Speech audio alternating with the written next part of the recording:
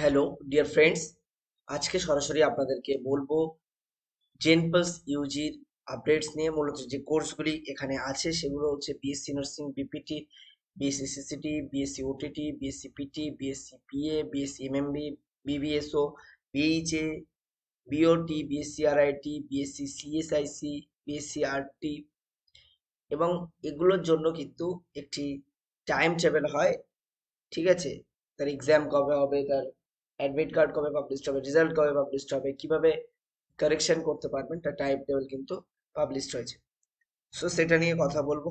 এর আবেদন প্রক্রিয়া 22/3/24 থেকে 22/4/2024 এই সময়সীমা ছিল। এবং তারপরে কারেকশন টাইম ছিল, সে কারেকশন টাইম ওভার হয়ে গেছে। এবার অ্যাডমিট কার্ড পাবলিশড হবে কিন্তু 20/6/2024 থেকে 30/6/2024 মধ্যে। এবং ডেট অফ এক্সামিনেশন হচ্ছে কিন্তু 30/6/2024। পেপার 1 11টা থেকে 12:30, এবং পেপার 2 2টো থেকে 3:30। এবং রেজাল্ট কবে পাবলিশ হবে সেটা কিন্তু পরবর্তীতে জানিয়ে দেওয়া হবে।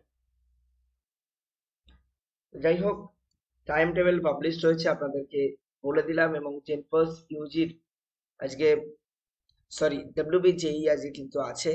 সো যারা দেবেন খুবই ভালোভাবে দেবেন, অলরেডি হয়তো তারা বেরিয়ে গেছেন। তো ফিরে এসে ভিডিওটি দেখবেন।